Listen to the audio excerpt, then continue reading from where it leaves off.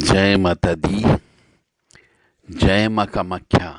जय श्री महाकाल महाराज। देव Radha trust Satyavani channel से आप रहस्यमय ज्ञान सुनते हैं।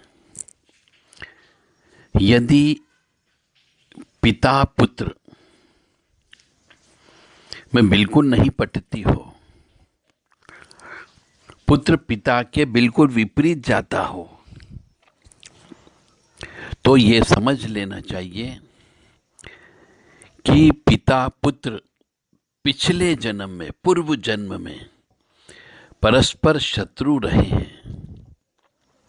हम आज बात कर रहे हैं पिछले जन्म के बारे में। मतलब आपकी जन्म पत्रिका से आप अपने पिछले जन्म के पुण्य कर्म और पाप कर्मों के बारे में जान सकते हो। ऐसा ही एक चीज आज हम आपको बता रहे हैं कि यदि पत्रिका में सूर्य शनि की युक्ति कहीं पर भी बैठी हुई हो, सूर्य शनि का संबंध हो, तो पिता पुत्र में पूर्व जन्म में परस्पर शत्रु का संबंध रहा है। यानी एक दूसरे के शत्रु जो पिछले जन्म में रहे होंगे, इस जन्म में वापिस पिता पुत्र के रूप में आकर के वह हम अपना हिसाब किताब पूरा करते हैं। तो इस जन्म में पिता और पुत्र का संबंध लेकर के वो जन्म हो जाते हैं, ताकि एक दूसरे के भाग्य से अपना प्रतिशोध ले सके।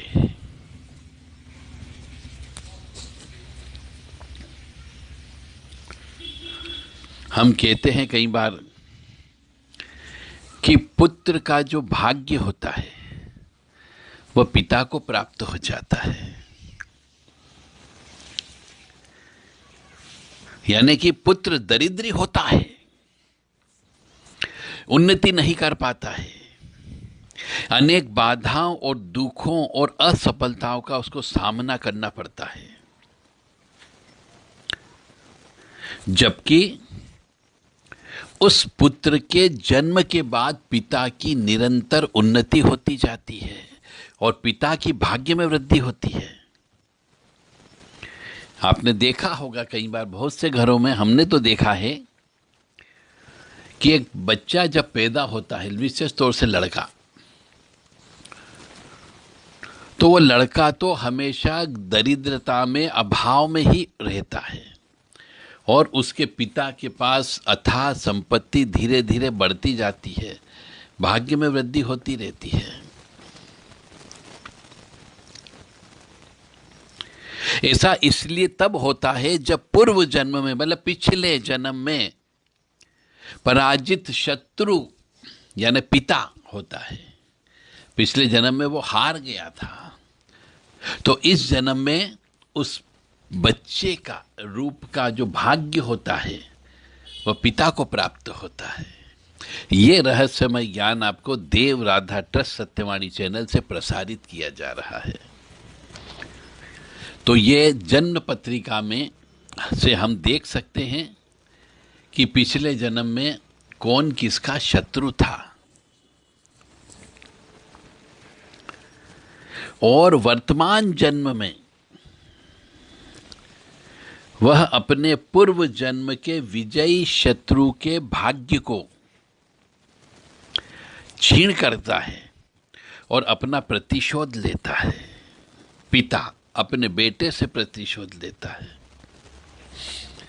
तो पूर्व जन्म का पराजित शत्रु जस्ट इसके विपरीत, यानी कि पिछले जन्म का कोई पराजित शत्रु है जिसको हमने हरा दिया, यदि पुत्र है तो पुत्र जन्म के बाद पिता की अवनति शुरू हो जाती है, ना वो उसका ग्राफ गिरना चालू हो जाता है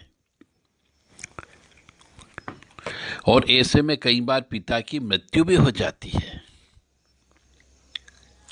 या पिता को कई बार पुत्र के उत्पन्न होने के बाद जेल जाना पड़ जाता है। सरकारी सर्विस में हो तो सस्पेंड हो जाते हैं, टर्मिनेट हो जाते हैं। या बच्चे के जन्म के बाद में पिता के यहां पर चोरी डकैती हो जाती, दुर्घटना हो जाती है। इसका तात्पर्य यह है कि पिता पर संतान जन्म के बाद ही विपत्ति आना प्रारंभ हो जाती है।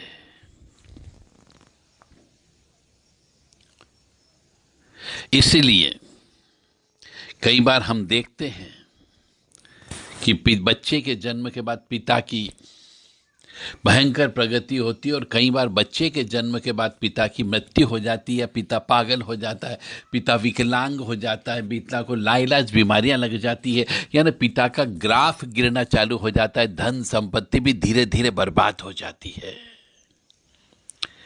तो अब शायद आपको समझ में आ गया होगा कि ईश्वर ने ऐसी रचना रख रखी है कि यदि आप किसी मनुष्य को तड़पा करके आए हो, अपने शत्रु को हरा करके आए हो, तो वह आपके यहां पर किसी न किसी रूप में पैदा होकर के अवश्य आएगा। चाहे बेटे के रूप में आए, चाहे दामाद के रूप में आए, चाहे बहू के रूप में आए, चाहे बेटी के रूप में आए, चाहे पत्नी के रूप में आ जाए, और वो आपसे बदला अवश्य लेगा। तो अब मेरे को शायद अब ज़्यादा रहस्यमय ज्ञान आपको इसमें बताने की आवश्यकता नहीं है। आप समझ गए होंगे कि जन्म पत्रिका में यदि सूर्य और शनि एक साथ बैठ जाए तो इसका बहुत बारीकी से आपको विश्लेषण करना है कि सूर्य प्रबल है कि शनि प्रबल है। उस पर निर्भर करता है कि कौन किसका शत्रु है। जय माता दी, जय मां कामाख्या।